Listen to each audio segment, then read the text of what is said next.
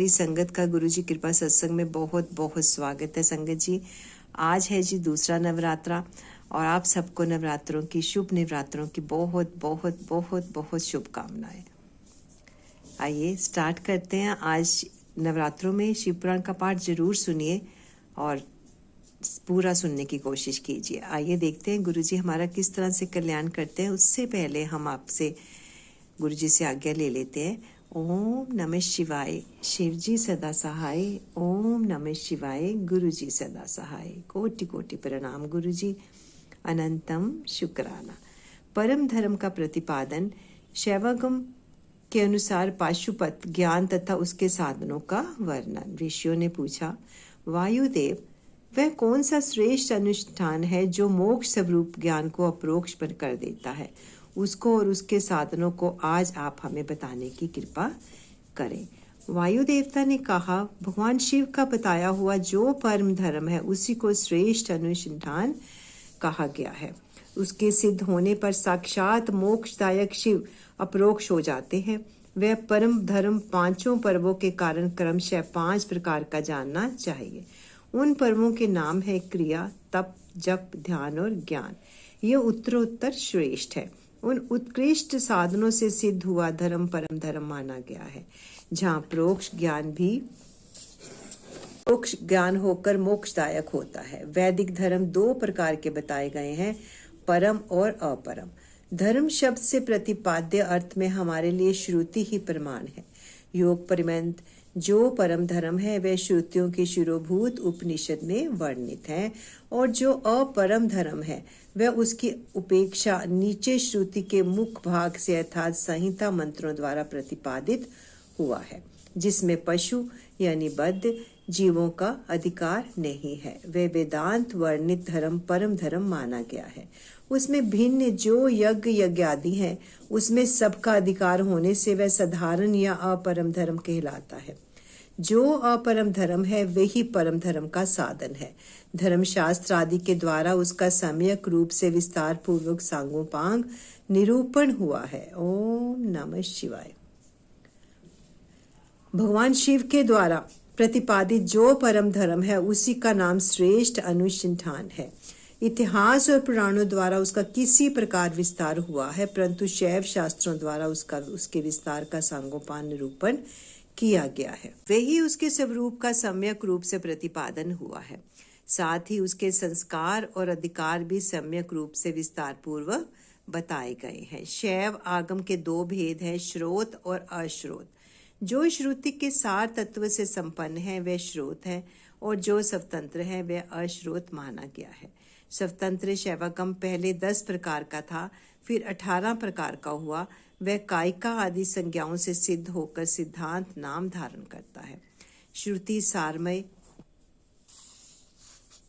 जो शैव शास्त्र है उसका विस्तार 100 करोड़ श्लोकों में किया गया है। उसी में उत्कृष्ट पाशुपत व्रत और पाशुपत ज्ञान का वर्णन किया गया है। युग युग में होने वाले शिष्यों को उसका उपदेश देने के लिए भगवान शिव स्वयं ही यज्ञोचार्य रूप से जहां तहां अवतीर्ण हो उसका प्रचार करते हैं।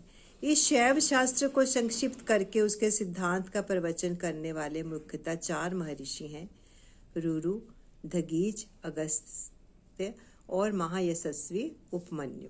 उन्हें संहिताओं का प्रवर्तक पाशुपत जानना चाहिए। उनकी संतान परंपरा में सैकड़ों हजारों गुरुजन हो चुके हैं। पाशुपत सिद्धांत में जो परम धर्म बताया गया है वह चर्या आदि 4 पादों के कारण 4 प्रकार का माना गया है। उन चारों में जो पाशुपत योग है वह दृढ़ता पूर्वक शिव का साक्षात्कार कराने वाला है। इसलिए पाशुपत योग ही श्रेष्ठ अनुसंधान माना गया है। उसमें भी ब्रह्मा जी ने जो उपाय बताया है उसका वर्णन किया जाता है। भगवान शिव के द्वारा परिकल्पित जो नामाष्टकमय योग है उसके द्वारा सहता शैवी प्रज्ञा का उदय होता है। उस प्रज्ञा द्वारा पुरुष शीघ्र ही सुस्थित परम ज्ञान प्राप्त कर लेता है। जिसके हृदय में वह ज्ञान प्रतिष्ठित हो जाता है उसके ऊपर भगवान शिव प्रसन्न होते हैं। उनके कृपा प्रसाद से वह परम योग सिद्ध होता है जो शिव का अपरोक्ष दर्शन कराता है। शिव के अपरोक्ष ज्ञान से संसार बंधन का कारण दूर हो जाता है। इस प्रकार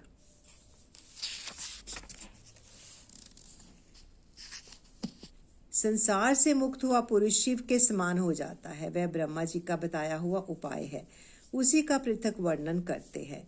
शिव, महेश्वर, रुद्र, विष्णु, पितामह यानी ब्रह्मा, संसार वैद्य, सर्वज्ञ और परमात्मा, ये मुख्यतः 8 नाम हैं। ये 8 मुख्य नाम शिव के प्रतिपादक है।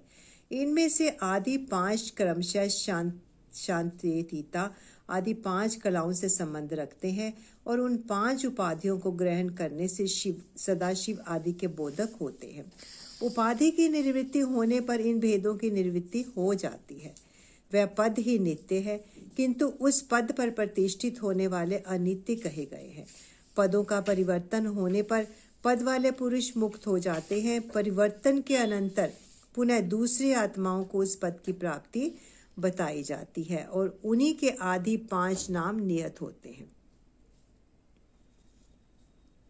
उपादान आदि योग से अन्य 3 नाम संसार वैद्य, सर्वज्ञ और परमात्मा भी त्रिविध उपाधि का प्रतिपादन करते हुए शिव बेही अनुगत होते हैं। ओम नमः शिवाय। अनादि मल का संसर्ग उनसे पहले ही नहीं है तथा वे स्वभावतः अत्यंत शुद्ध स्वरूप है, इसलिए शिव कहलाते हैं। अथवा वे ईश्वर समस्त कल्याणमय गुणों के एकमात्र धनीभूत विग्रह है, इसलिए शिव तत्व के अर्थ को जानने वाले श्रेष्ठ महात्मा उन्हें शिव कहते हैं। 23 तत्वों से परे जो प्रकृति बताई गई है उसमें भी परे 25वें तत्व के स्थान में पुरुष को बताया गया है, जिसे वेद के आदि में ओंकार रूप कहा गया है। ओंकार और पुरुष वाच्य वाचक भाव संबंध है। उसके यथार्थ स्वरूप का ज्ञान एकमात्र वेद से ही होता है। वे ही वेदांत में प्रतिष्ठित है, किंतु वे प्रकृति से संयुक्त हैं। अतः उनसे भी परे जो परम पुरुष है उसका नाम महेश्वर है। ओम नमः शिवाय। क्योंकि प्रकृति और पुरुष दोनों की प्रवृत्ति उसी के अधीन है, अथवा यह तो अविनाशी त्रिगुणमय तत्व है, इसे प्रकृति समझना चाहिए। इस प्रकृति को माया कहते हैं। यह माया जिसकी शक्ति है वह मायापति का नाम महेश्वर है। महेश्वर के संबंध से जो माया अथवा प्रकृति में शोभ उत्पन्न करते हैं वे अनंत या विष्णु कहे गए हैं। वे ही कलात्मा और परमात्मा आदि नामों से पुकारे जाते हैं। ओम नमः शिवाय। उन्हीं को स्थूल और सूक्ष्म रूप भी कहा गया है। दुख अथवा दुख के हेतु का नाम सत है। जो प्रभु उसका द्रावण करते हैं उसे मार भगाते हैं। उन परम कारण शिव को साधु पुरुष रुद्र कहते हैं। कला काल आदि तत्वों में से भूतों में पृथ्वी पर्यंत जो 36 तत्व हैं उन्हीं से शरीर बनता है। उस शरीर इंद्रिय आदि में जो तंत्रा रहित हो व्यापक रूप से स्थित है वे भगवान शिव रुद्र कहे गए।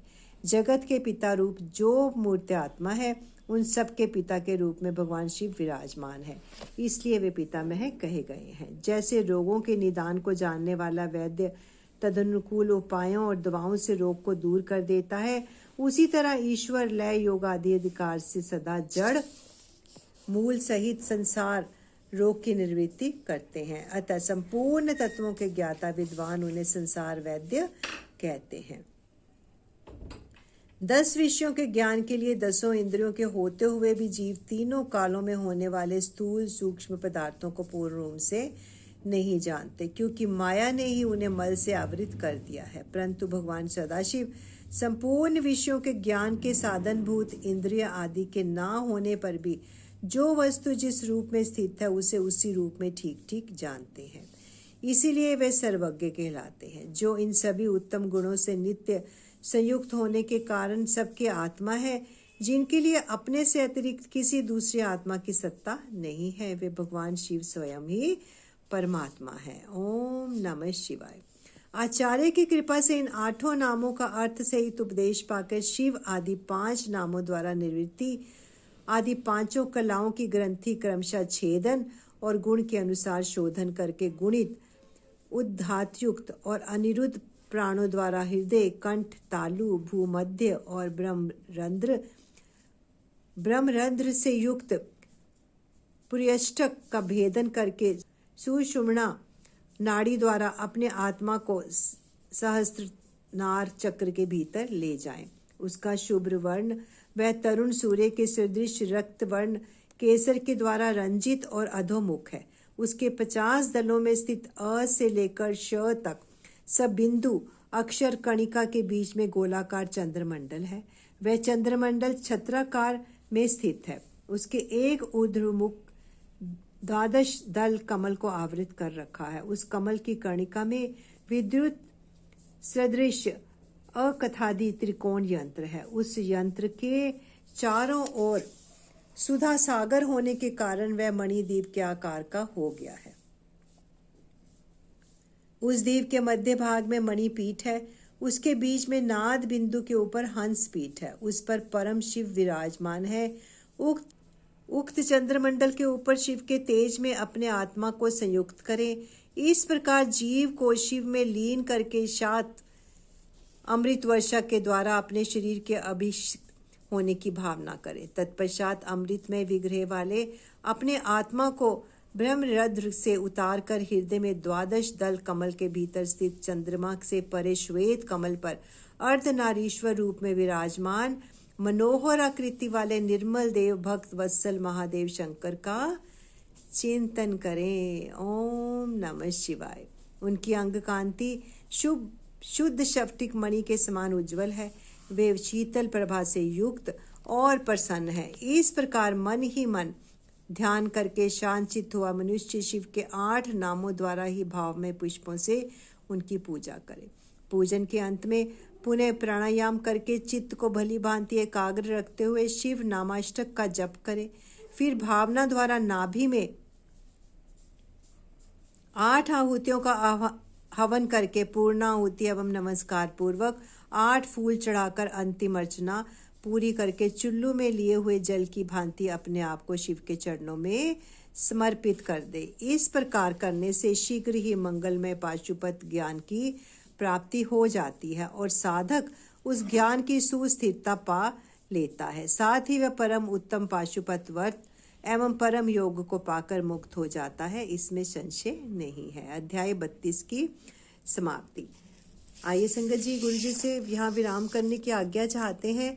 ओम नमः शिवाय। शिव जी सदा सहाय। ओम नमः शिवाय। गुरु जी सदा सहाय। कोटि कोटि प्रणाम गुरु जी, आपके चरणों में अनंतम शुक्राना। जय गुरु जी। शुक्राना गुरु जी, शुक्राना फॉर एवरीथिंग गुरु जी। शुक्राना शुक्राना शुक्राना, अनंतम शुक्राना। Love you Guru ji.